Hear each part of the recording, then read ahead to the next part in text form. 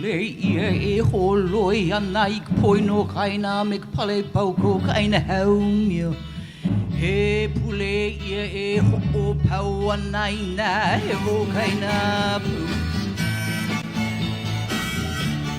No, you don't believe we're on the eve of destruction.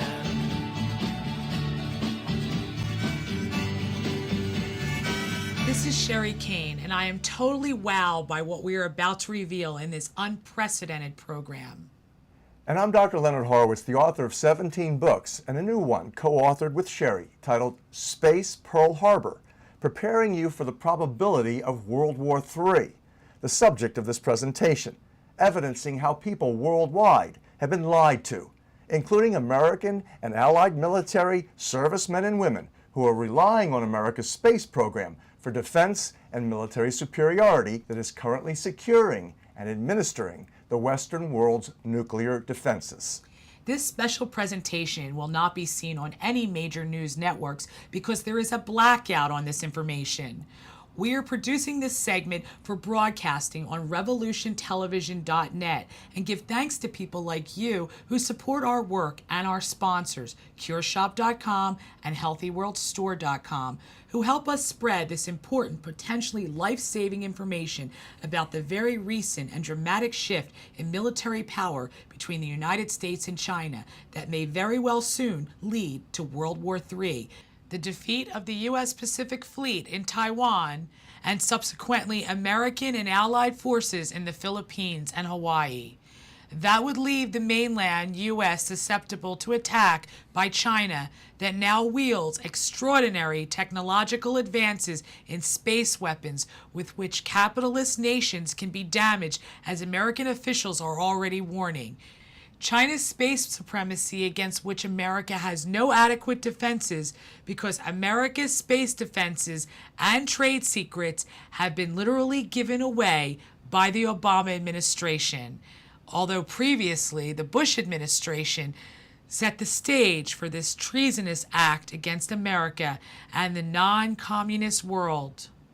Recently, Chinese military acquisitions have resulted in China's military superiority through control of space as the high ground for military operations, using the Star Wars platform pioneered by America to destroy America.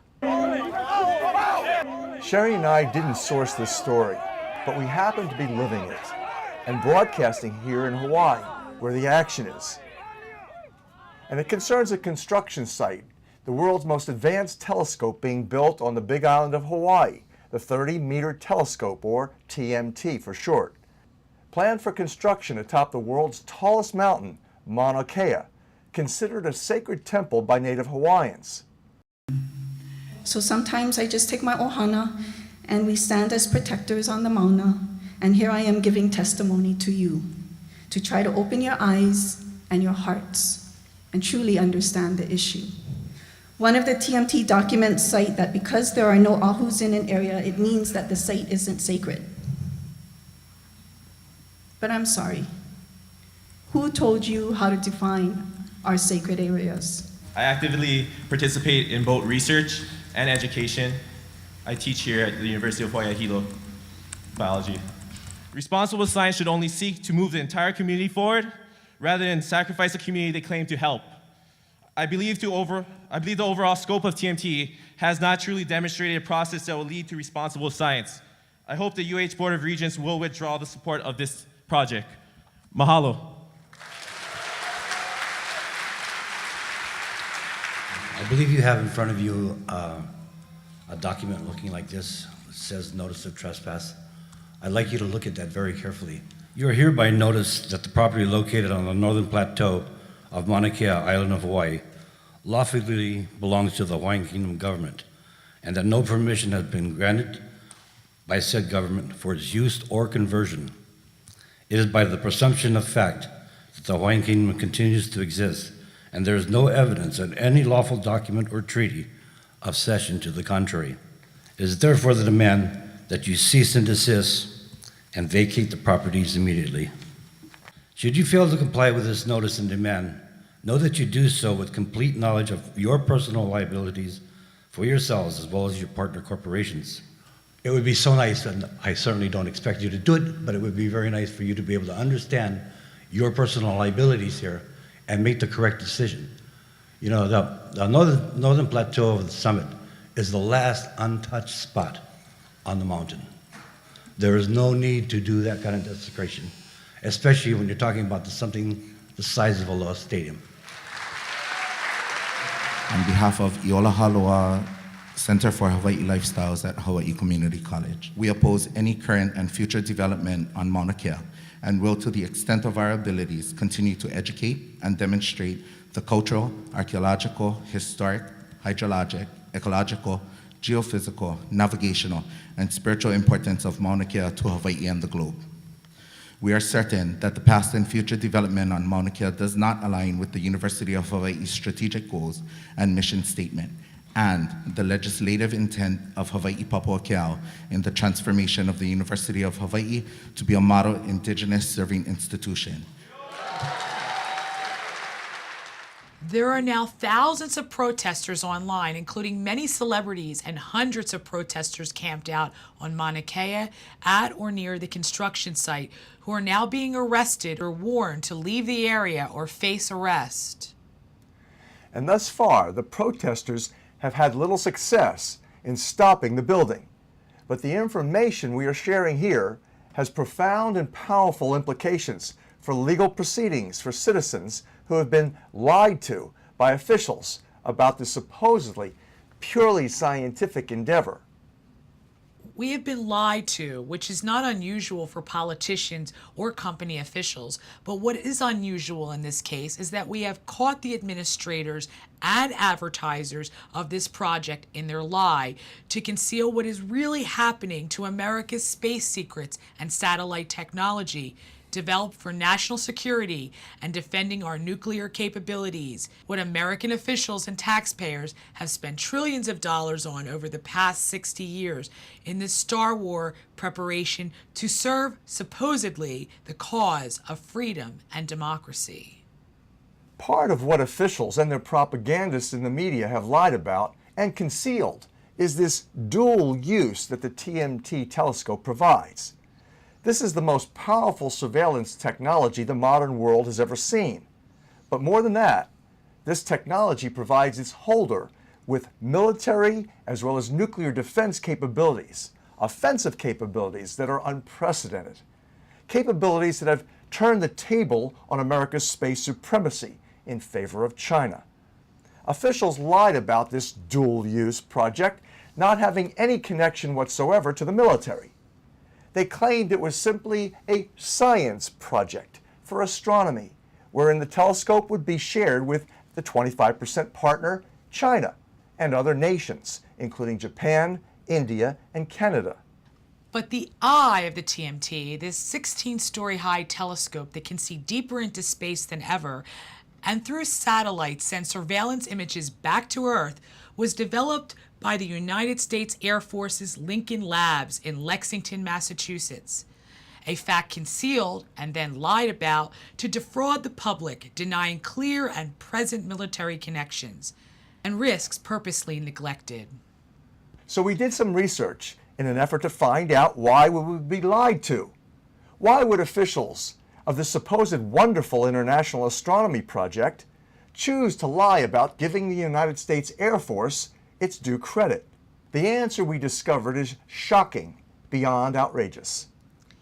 America has become so economically indebted to China that our bureaucrats in the White House have literally traded away our military secrets, space supremacy, and missile defenses to secure China's financial interest in America's growing debt to the People's Republic of China. The TMT telescope provides an unprecedented view and capability for tracking anything and everything in space and on Earth through satellites and high-powered lasers. This revolutionizes communications as well as military defenses against what is called counter-space attacks. This is the ability for China to see objects in space and on the ground with unprecedented real-time precision using this extraordinary new military I, effectively threatening to neutralize America's nuclear defenses, having America and its allies incapable of mounting any effective defense or counteroffensive against a wide assortment of new space weapons targeting America's satellites and more, including high-powered energy weapons, lasers, some people have called death rays, capable of destroying targets, probably whole cities, and certainly individuals as small as children, from orbiting satellites or mobile land vehicles communicating with satellites, directing real-time surveillance, targeting, striking, computer operations, and reconnaissance. We'd like to welcome you here today for this interesting talk on a different view of China's ASAT test. I'm Teresa Hitchens, and I'm the director of the Center for Defense Information. So we have two very distinguished China scholars here today. First, I'm going to introduce Dr. Gregory Kulaki, who is a respected expert on international educational exchanges with the People's Republic of China. And next to me, we have Dr. Jeffrey Lewis, who is currently director of the Nuclear Strategy and Nonproliferation Initiative, which is a mouthful to say, at the New American Foundation. And I would agree. Everybody here knows there's a lot of military tension. There's a lot of different interests between China and the United States. We view each other as potential participants in a conflict in the future, and both sides are preparing for that. There's no question about that at all. From an arms control point of view, the question is how to make sure we don't get into something by accident. The question is how to manage the relationship and the tensions that exist in the relationship, like Taiwan.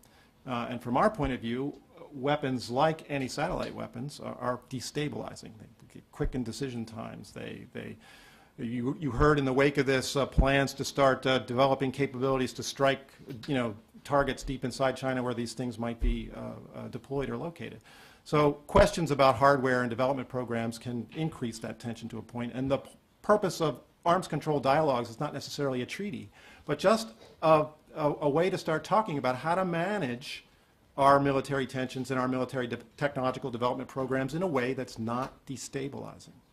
Where if you start from the premise that the goal of Chinese military technology is to optimize China's military power relative to the United States, then it sort of, if that's their goal, then you kind of understand this test as a contributor to that goal, and you can quite confidently assume that the Chinese wouldn't trade that away. And as I said, I think that's a sort of compelling, logical, rational argument.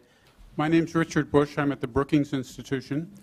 I take all that you say about bureaucracies doing their thing and going their own way.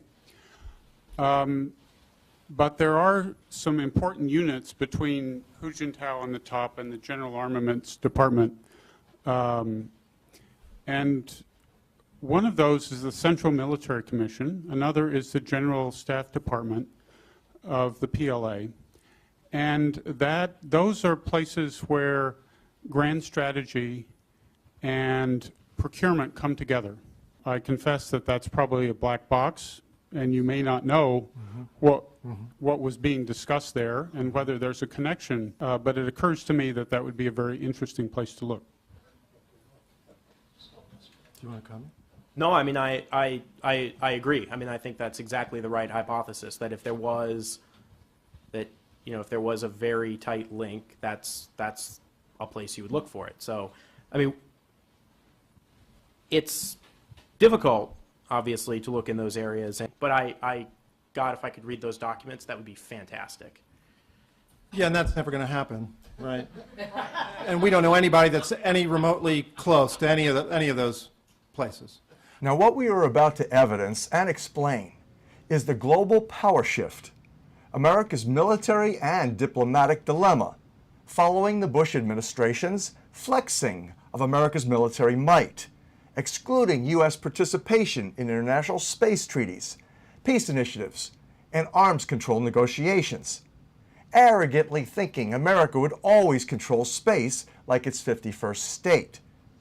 But what we are sharing with you here is extraordinary, it's new, and generally unknown intelligence about how and why officials are now misrepresenting and concealing the imposed transition for globalization involving China as a growing partner in America's military and commercial capabilities in space.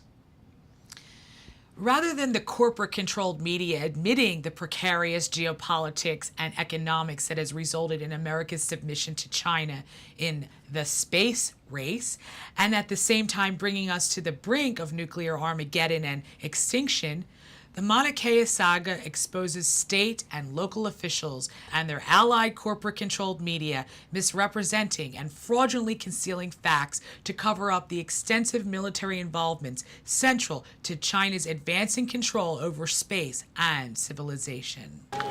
It's good to see those few things to all the people here. Not that we hate you guys or anything. We love you all, everybody. See that these things have to be done. You cannot be desecrating our sacred area against us. And even if you get occupational law, even if you get occupation to say, yes, it's not good. It's invalid. You know our land is under occupation. The only way they got here was through their occupational government. Okay? Some Hawaiian Kingdom land, Hawaiian Kingdom people. Settle those things with the Hawaiian people. We will not let you desecrate our most sacred area anymore. Already what you did. It's over $1 trillion worth of damage here. You guys owe us money. It's over $1 trillion of damage here. We got enough telescopes up here already. You have damaged our land. Over $1 trillion worth. This is clearly not a purely scientific endeavor. We first published an article titled Treason on Mauna Kea on the website waronwethepeople.com, vetting leadership ill-prepared to deal with this rapid change in space supremacy that predicts America's defeat in future conflicts in Taiwan, Afghanistan, or Iran, like Napoleon's defeat at Waterloo. America's loss of space supremacy will increasingly destroy the image of great leadership at home and ability to enforce democracy and capitalism versus communism abroad. Now, some people may argue this is beneficial in achieving peace, giving China, a communist country, global military superiority using the high ground platform of space. But China, as you may recall, does not permit certain practices taken for granted in the Western world. Religious practices, for example. They're restricted, even outlawed in China, that also heavily controls all businesses. The idea of free enterprise in China is not permitted, and unfortunately, greedy, corrupt capitalists have given free enterprise and capitalism a bad name. In other words, the laws securing freedom, human rights, and democracy are great, but they have been so badly neglected and destroyed by greedy, arrogant capitalists, America has been effectively undermined from within. He pule ia e holoi ana ik poino kaina mek pale pauko kaina haumio. He pule ia e ho pau ana ina he vo kaina pu. I pau kia e meki kawau I pau ki kulupia meka pele luki pau ka hulealan a lai la ni ho peku ho emu hui kala malapakai ka mauli ho I kia gui.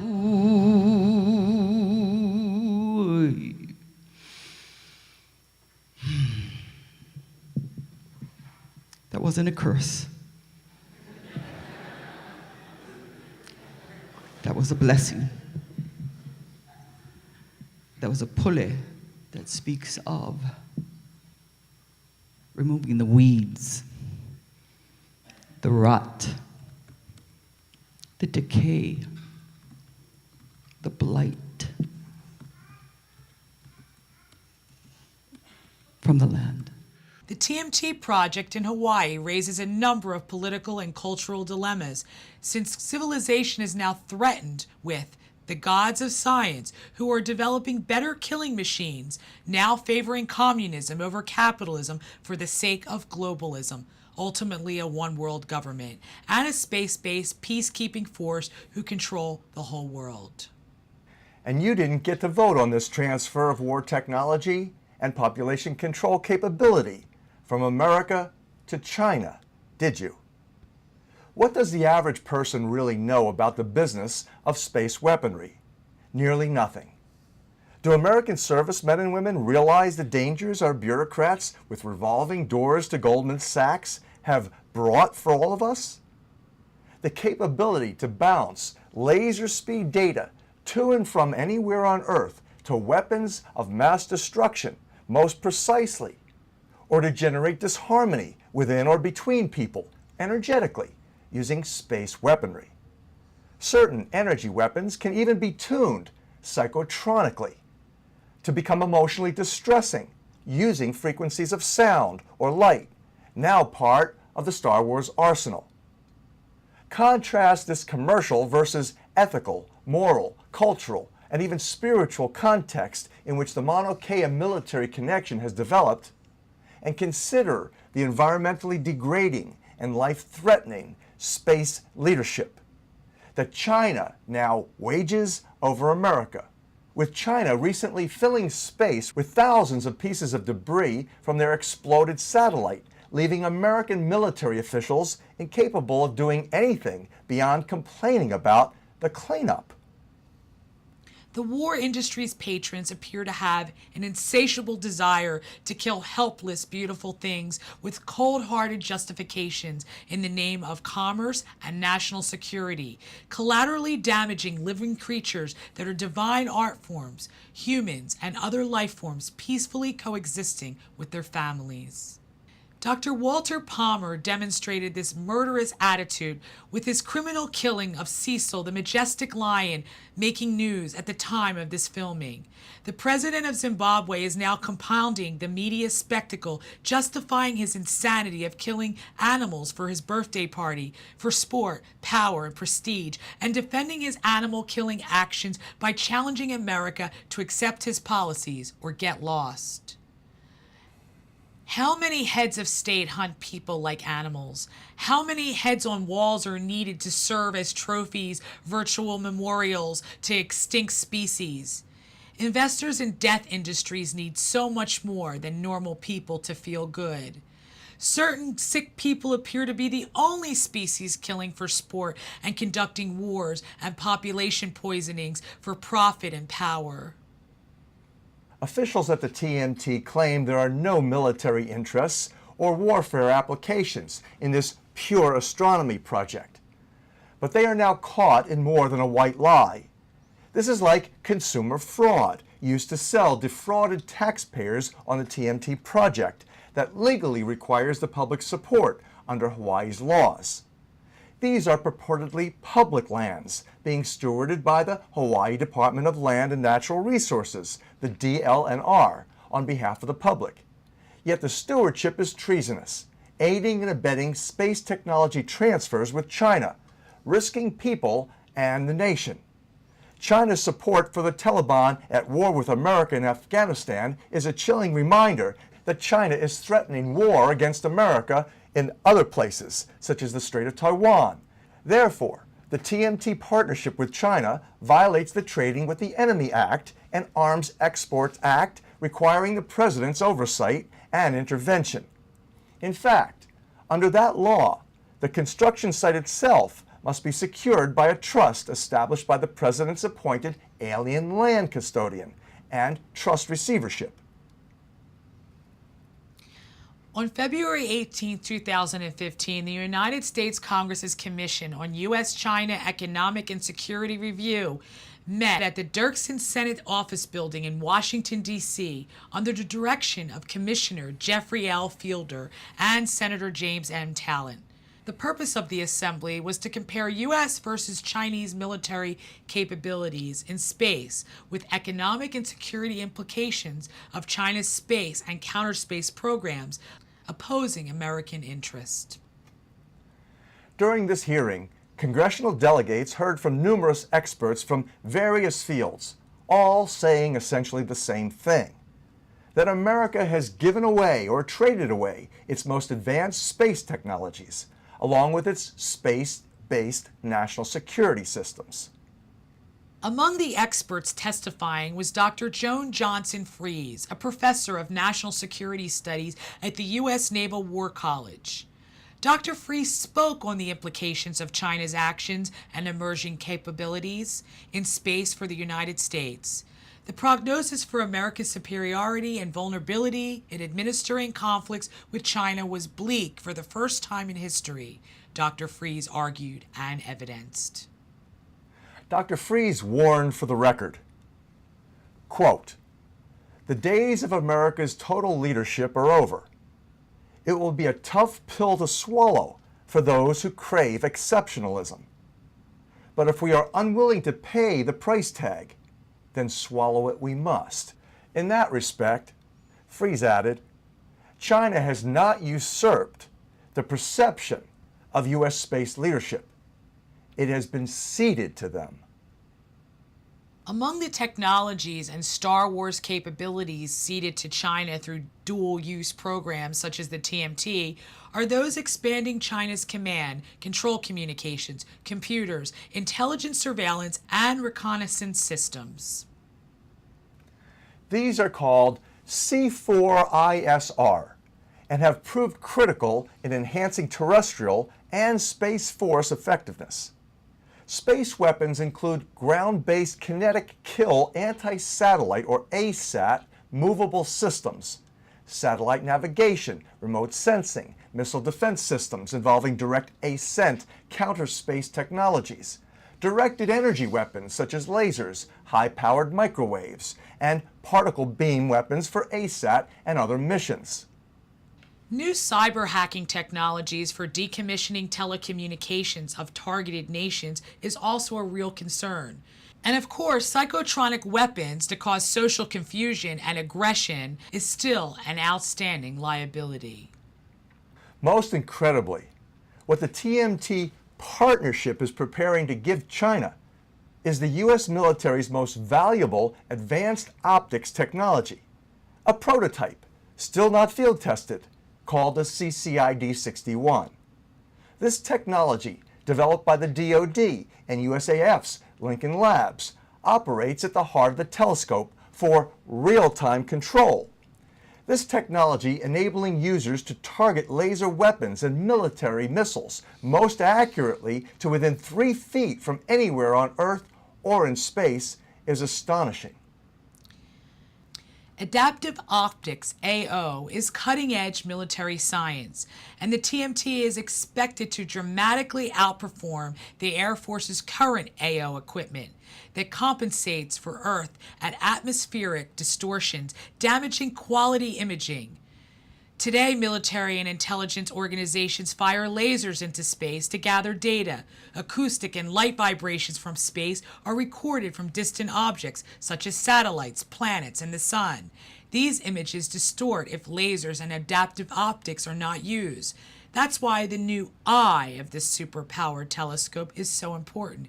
It will enable China to see into space and back to Earth from space, better than anyone has ever been able to do, providing unprecedented military advantages that trump all of the Star Wars technologies developed by the United States during the past 60 years.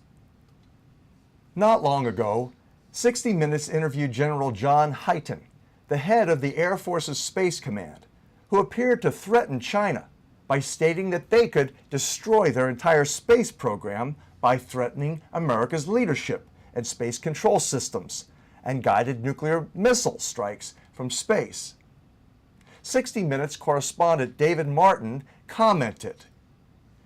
He said, quote, "Well, I've read reports by a congressional commission which said that in the next 5 to 10 years, China will likely be able to hold at risk U.S. national security satellites in every orbital regime."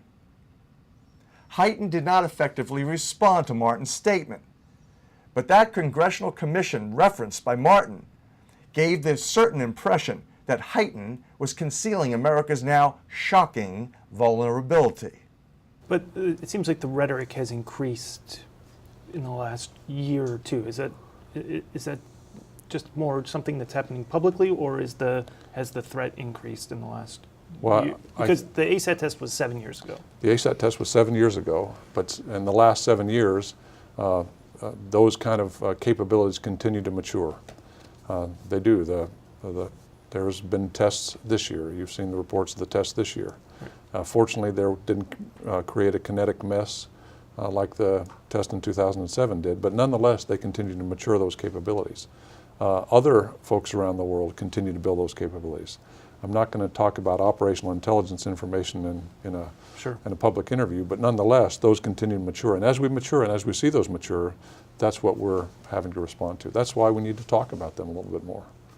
And then uniquely in Space Command, it's great to have cyber as part of Element because we have some very unique vulnerabilities that we have addressed and continue to address in a very aggressive way.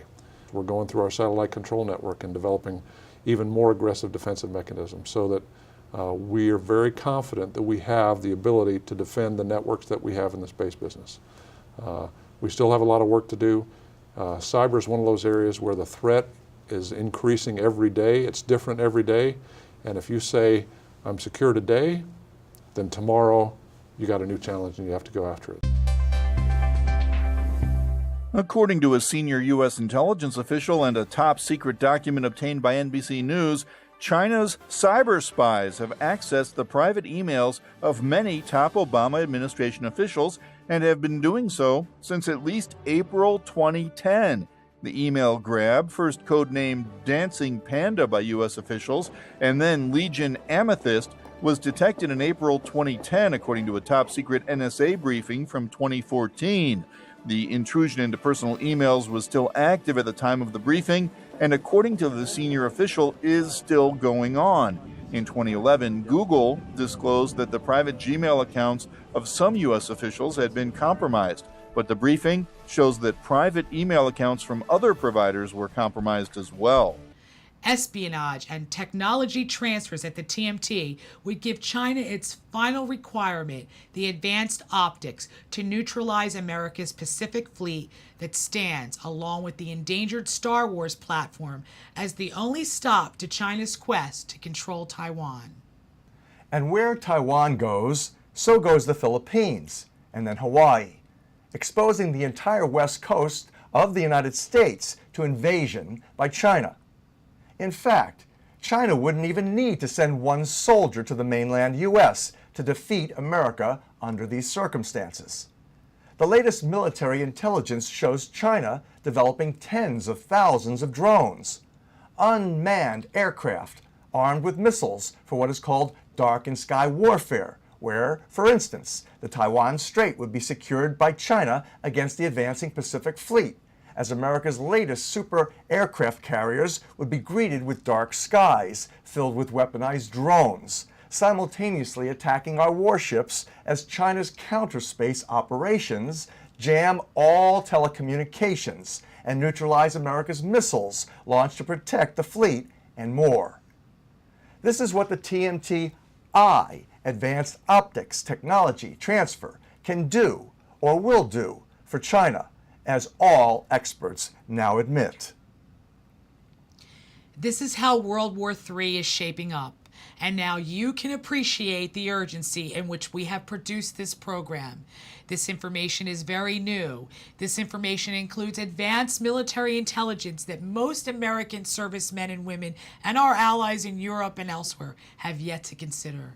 And we think it is very important to give people the whole truth and let them make an informed choice about what is happening both geopolitically and militarily and also economically in our world today as the commercial powers advance globalization as an alternative to nationalism and World War III.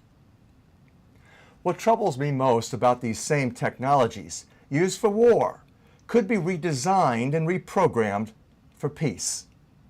There is a whole 528 love revolution that is happening in the music industry, capable of producing medicinal music for world health and natural healing, based on sound and light frequencies that lasers and energy weapons could be reprogrammed to deliver.